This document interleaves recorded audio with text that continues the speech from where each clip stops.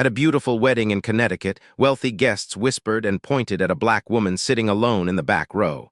She wore a simple dress while everyone else wore designer gowns. "Why is she here?" they whispered. "She doesn't belong at this wedding." The bride's mother tried to have security escort her out. But then the groom saw what was happening.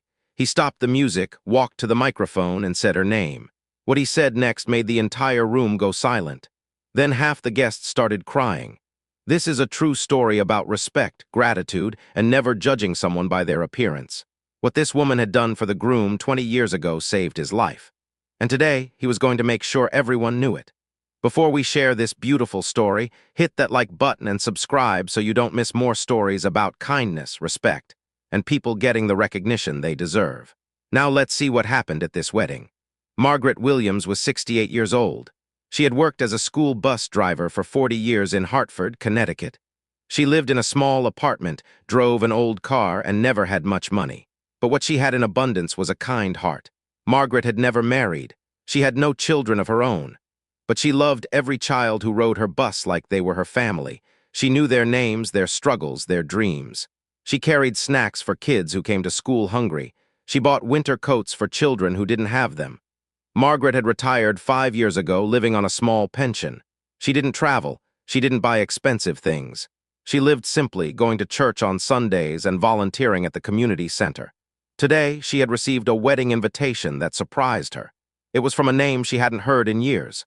Michael Chen, the boy whose life she had saved 20 years ago. Michael Chen was now 32 years old. He was a successful doctor, a surgeon at Yale New Haven Hospital. He was marrying Catherine Whitmore, whose family was one of the wealthiest in Connecticut. Her father owned a chain of luxury hotels, but Michael had come from nothing. His parents were Chinese immigrants who worked in a restaurant. They struggled to pay rent and put food on the table. Michael wore second-hand clothes and often went to school hungry. When Michael was 12 years old, something happened that changed his life forever. And Margaret Williams was the reason he was alive today.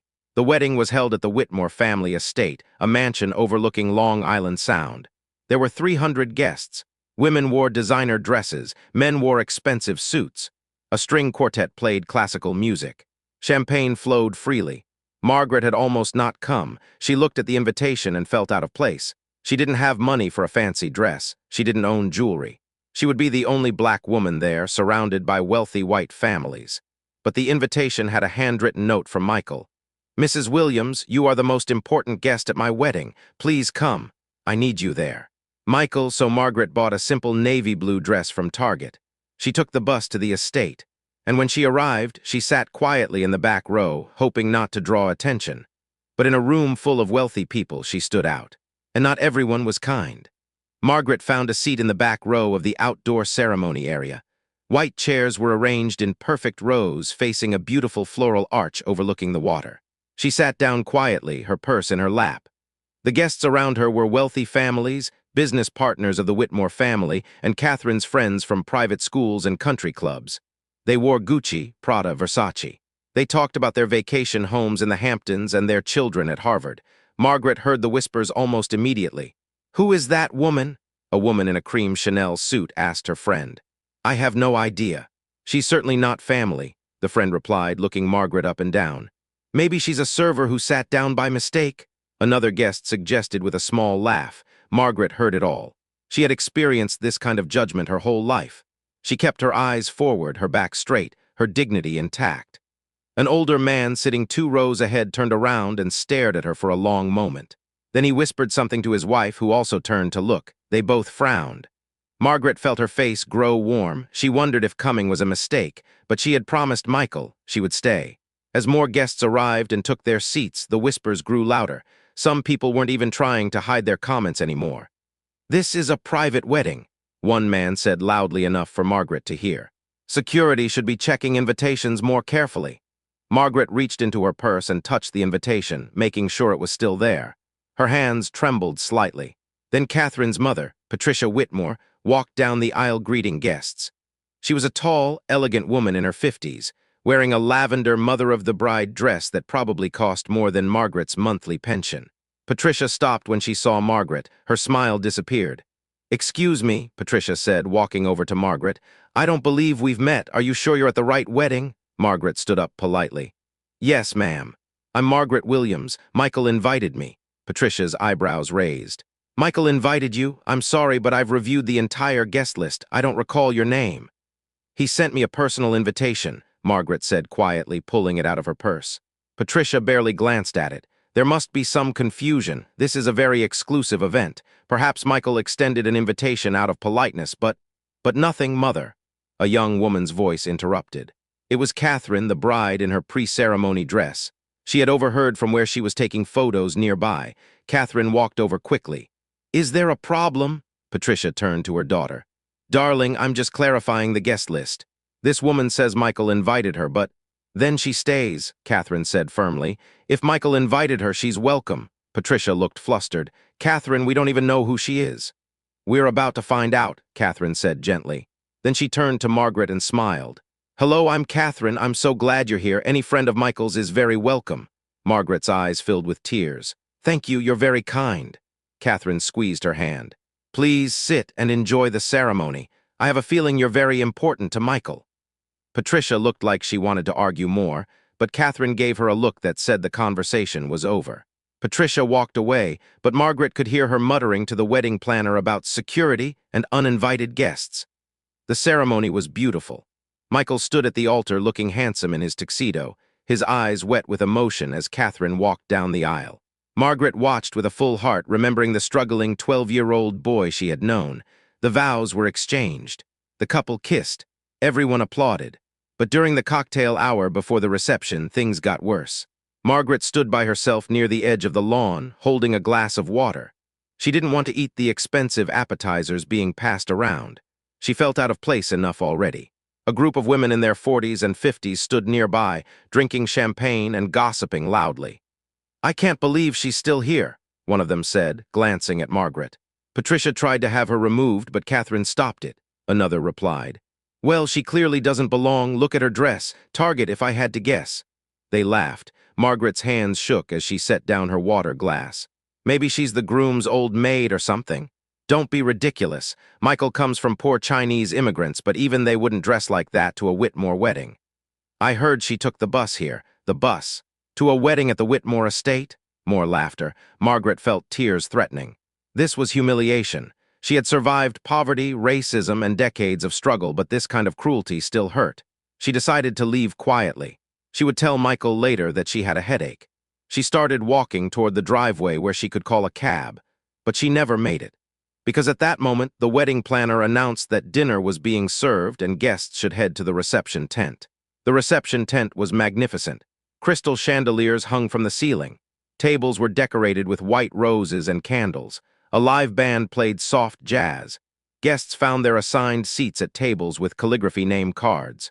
Margaret looked at her escort card and was surprised to find she was seated at table 2, very close to the head table where the bride and groom would sit. This had to be a mistake. But when she found her seat, there was her name in beautiful calligraphy. Mrs. Margaret Williams. The people at her table looked at her with confusion when she sat down. They were clearly important guests. A judge, a hospital administrator, some of Michael's colleagues from Yale. I think you might be at the wrong table, the judge's wife said with a forced smile. Before Margaret could respond, the band stopped playing. The wedding planner took the microphone. Ladies and gentlemen, please welcome for the first time as husband and wife, Dr. Michael Chen and Mrs. Catherine Chen. The room erupted in applause. Michael and Catherine entered, waving and smiling. They took their seats at the head table. Dinner was served. Speeches began. Catherine's father gave a speech about how proud he was. Michael's parents gave a tearful speech in broken English about their son becoming a doctor. The best man told funny stories about college. Then Michael stood up. He walked to the microphone. Thank you all for being here, Michael began. Catherine and I are so grateful for your love and support. He paused, his voice catching with emotion. But there's someone here today who I need to recognize. Someone who most of you don't know. Someone who, frankly, is the reason I'm standing here at all. The room went quiet. Everyone looked around, confused. When I was 12 years old, I was a very different kid than you might imagine, Michael continued. I was poor. My parents worked long hours at a restaurant. We lived in a tiny apartment in Hartford. I was bullied at school for my old clothes and my accent. I was depressed. And one winter day, I decided I didn't want to live anymore. Gasps rippled through the crowd. Catherine reached for his hand, tears already flowing. I had a plan, Michael said, his voice shaking. I was going to walk into traffic after school. I had picked the day. I had written a note to my parents. I was 12 years old and I wanted to die. Margaret's hand went to her mouth. She had never known he had been planning this. But there was a school bus driver, Michael continued. Her name is Mrs. Margaret Williams, and on that day, the day I had planned to end my life, she noticed something was wrong. Every eye in the room was now searching for Margaret. I was the last kid on the bus that day, Michael said. When we got to my stop, I didn't get up. I just sat there, staring out the window. Mrs. Williams could have just told me to get off. She had finished her route. She wanted to go home. Michael's voice broke. He took a breath. Instead, she turned off the bus. She came back to my seat. She sat down next to me, and she said, "Baby, whatever it is, we can fix it. Let's talk." Several people in the audience were crying now. For the next 2 hours, Mrs. Williams sat with me on that bus, Michael said. She listened to everything, the bullying, the poverty, my feelings of hopelessness. She didn't judge. She didn't rush, she just listened. And then she said something I'll never forget. "Michael, you are not your circumstances. You are what you choose to become, and I believe you're going to do great things." Michael wiped his eyes. Mrs. Williams called my parents. She called a counselor at school. She followed up with me every single day for the next 6 years. She brought me books about doctors and scientists. She helped me with my homework. She encouraged me to dream bigger than my circumstances. He pointed toward Margaret, and every head turned. "That woman sitting at table 2 is Mrs. Margaret Williams. She saved my life. She believed in me when I didn't believe in myself. She is the reason I didn't walk into traffic that day. She is the reason I went to college. She is the reason I became a doctor. She is the reason I'm standing here marrying the love of my life." The room was completely silent except for the sound of crying. "Mrs. Williams," Michael said directly to her, "I asked you to come today because you are the most important guest here. You gave me life, you gave me hope, you gave me a future, and I wanted everyone here to know that kindness matters, that paying attention to people matters, that one person caring can change everything." Margaret was openly crying now, tears streaming down her face. "Would you please stand up, Mrs. Williams?" Michael asked. Margaret stood, trembling. The entire room rose to their feet. 300 people gave her a standing ovation that lasted for 2 full minutes. The judge next to her was crying. The hospital administrator was clapping with tears running down his face. Even Patricia Whitmore, the bride's mother who had tried to have her removed, was applauding with tears in her eyes. Michael walked over to Margaret's table and hugged her tightly. "Thank you," he whispered. "Thank you for saving me." After Michael's speech, everything changed. The people who had whispered about Margaret now came to her table to apologize. The women who had mocked her dress stood in line to shake her hand and tell her she was beautiful. "I'm so sorry," one woman said, crying. "I said terrible things about you. I judged you without knowing anything. Please forgive me." Margaret graciously accepted every apology. "It's all right," she said over and over. "We all make mistakes." The judge at her table asked to hear more about her years as a bus driver. "You spent 40 years caring for children," he said with awe. "That's a more important career than most of us will ever have." Catherine's mother, Patricia, approached Margaret last. She was clearly embarrassed. "Mrs. Williams, I owe you an enormous apology. I tried to have you removed from my daughter's wedding. I judged you based on your appearance and assumed you didn't belong. I was wrong, so terribly wrong." Margaret took her hand. "Mrs. Whitmore, you raised a daughter who immediately defended me when you questioned me. That tells me you did something right as a mother. We're all learning." Patricia broke down crying and hugged Margaret. "You're a better person than I deserve." Michael's parents came over and bowed deeply to Margaret, thanking her in Mandarin and broken English. "You save our son," his mother said through tears. "You save our family. We never forget." The party continued, but now Margaret was the center of attention in the best way. People wanted to hear her stories. They wanted to know about the other children she'd helped. They wanted to understand how she had known Michael was in trouble that day. "I just paid attention," Margaret said simply. "Most people don't pay attention. They're too busy, too distracted. But children tell you everything if you just watch and listen. Michael was always a talker. That day he was silent. I knew something was very wrong." Later in the evening, Michael made another announcement. He and Catherine had established the Margaret Williams Scholarship Fund. They were donating $100,000 to start it, and it would provide college scholarships for underprivileged students in Hartford who dreamed of careers in medicine or education. "Mrs. Williams gave me a chance," Michael said. Now we're going to give chances to others in her name. The guests, many of whom were wealthy, started pledging donations on the spot. By the end of the night, the scholarship fund had grown to over $500,000. Margaret was overwhelmed. "I never wanted recognition," she said. "I just wanted to help." "That's exactly why you deserve it," Catherine said, hugging her. As the evening ended and guests began to leave, many stopped to speak with Margaret one more time. They told her about teachers who had changed their lives, bus drivers who had been kind, strangers who had helped them. Margaret's story had reminded them of something they had forgotten, that ordinary people doing small acts of kindness are the real heroes. One woman pulled Margaret aside. "I have a confession," she said. "I was one of the people who whispered about you. I was cruel.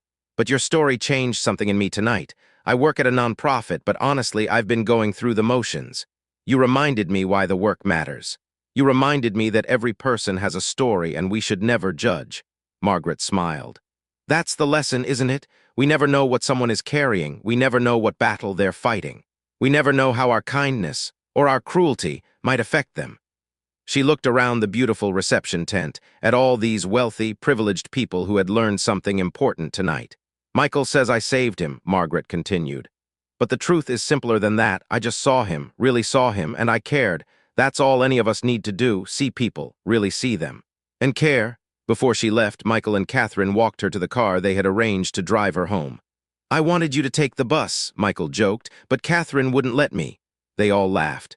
"Mrs. Williams," Michael said seriously, "you gave me life. I'm going to spend the rest of mine trying to honor that gift by helping others the way you helped me." "You already are, baby," Margaret said, touching his face. "You already are." The story of Margaret Williams and Michael Chen spread far beyond that wedding. Local news covered it. Social media shared it. The scholarship fund grew to over $2 million in the following year. But more importantly, it changed hearts. The guests who had judged Margaret went home different people. Some started volunteering. Some reached out to people they had ignored. Some looked at the bus drivers, janitors, and servers in their lives with new eyes. Patricia Whitmore became one of the scholarship fund's biggest supporters and volunteers. "I needed to be humbled," she later told a reporter. "I had become the kind of person who judges others by their clothes and their bank accounts. Margaret taught me what real wealth looks like." Margaret continued living simply. She turned down most interview requests. She didn't want fame, but she did accept Michael and Catherine's invitation to be a grandmother figure in their lives. When they had their first child 2 years later, they named her Margaret Catherine Chen. At the hospital where Michael works, he keeps a photo on his desk. It's from his wedding day. It shows him hugging Margaret, both of them crying. Whenever he has a difficult case or feels overwhelmed, he looks at that photo and remembers. One person caring can change everything. If this story touched your heart, hit that like button and subscribe to our channel right now. We share true stories about kindness, respect, and the power of seeing people for who they really are. Drop a comment and tell us, has someone shown you unexpected kindness that changed your life?